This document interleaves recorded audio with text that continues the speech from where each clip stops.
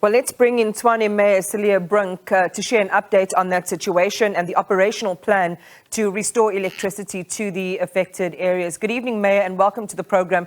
When you look at those visuals, it really brings home just the impact of what vandalism and tampering with state-owned infrastructure can do, and the way that it puts people's lives at risk. You have spoken before about the possibility of vandalism and interference here, and we understand with these particular pylons, you can actually see previous repairs that were done. So just bring us up to speed, Mayor, on this problem of vandalism. Yeah, so it's good to join you. As you can see, I am myself affected by this power outage, and so I've had to drive to the closest place that has signal and some, opportunity to speak to you. So we will still investigate what exactly happened, but it is clear from an initial inspection of the pylons, and there were 7 of them that collapsed, that at least 3 of those pylons were interfered with, either deliberately cut to sabotage the supply of electricity, or there was some sort of an attempt to steal or to strip the metal off of the pylons. This is not something that has happened in this particular area before. There are other parts of Tshwane where it happened to a lesser extent, I'm informed by officials, but it seems to be at this early stage the proximate cause for the collapse of the pylons. And as one collapsed, it led to momentum being carried through, and it led to the collapse of others. Whether all 3 were attacked at the same time, that's not yet clear, but it is clear that the cost of this and the criminality, the criminal attack on service infrastructure is devastating for communities, and it will have to be prioritized at a national level, because municipalities simply do not have the capacity to perform the crime intelligence and all of the other aspects of policing to prevent this kind of criminal attack that has such devastating consequences. It's not only devastating, but it is dangerous too, Mayor. We'll circle back to the criminal element in just a moment. Give us an update about that stretch of road and how you make the road safe again. So there are 5 elements to this project. The first, or let's call it 5 milestones. The first has already been achieved, and that is the opening of the N4, as well as Solomon Mahlangu, the other road that was affected when the cables came down. The second aspect is going to be to try and backfeed some of the affected areas from other supply stations. So that is a process. We can't make any commitments as to which areas will be backfed first. It's very much going to be a trial and error process. Thirdly, we will make sure that Tshwane Metro Police, as far as possible, are deployed to ensure that there isn't further vandalism of substations and cables that are not presently energized. And we're also working with private security companies in this regard.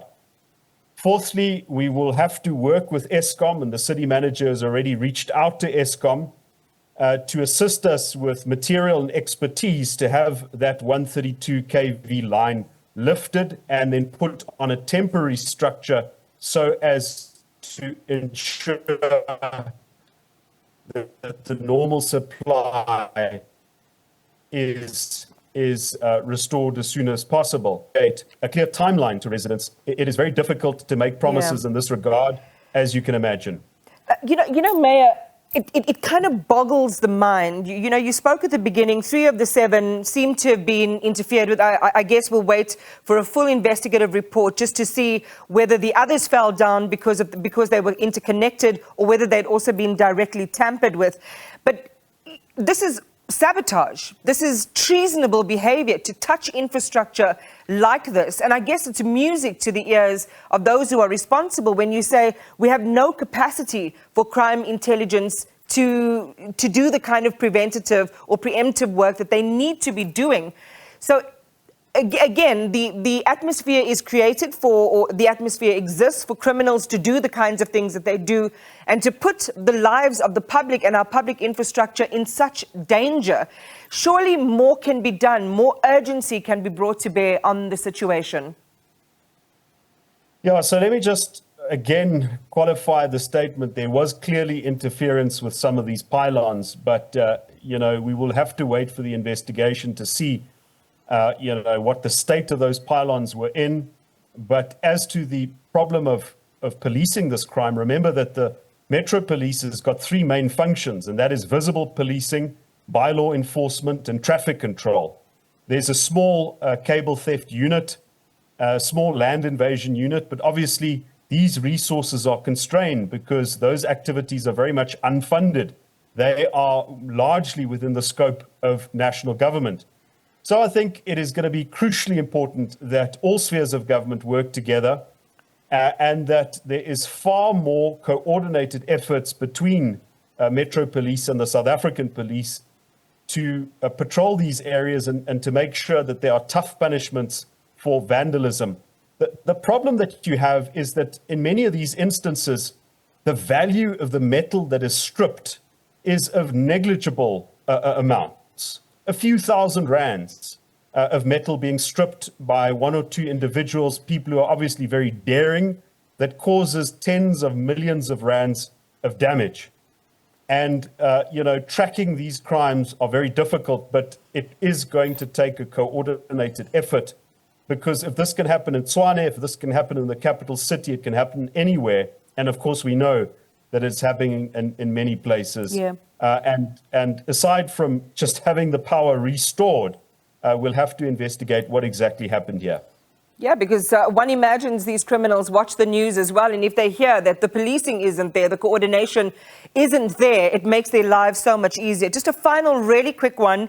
Not only are the residents there, without power, but they also have to brace for water outages, I understand, in certain areas for up to 2 days, and that kicks off from tomorrow.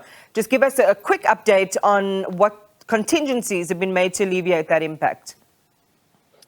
So obviously the events of last night weren't anticipated, and we will have to deal item for item with all of the implications of this. I did discuss the water issue with the city manager and the rest of the team earlier today when a briefing was given to the political leadership. And I will possibly be in a position early tomorrow morning to explain some of the contingency measures. But the point is that the backfeeding, for example, that I mentioned before, if that can be done, and as I'm sitting here, I'm getting reports of some of these suburbs being restored. The more successful those attempts are, the less the effect is going to be on water. But to those areas that do not have a supply of water within the next few days, we will have to provide water tankers. And of course, that comes with an additional expense. But I will hopefully tomorrow be in a better position to communicate the particulars of those contingency plans. And I'm sure the various programs across the SABC will make that possible to share that news. Tshwane Mayor Cilliers Brink, thank you for talking to us tonight. Appreciate it.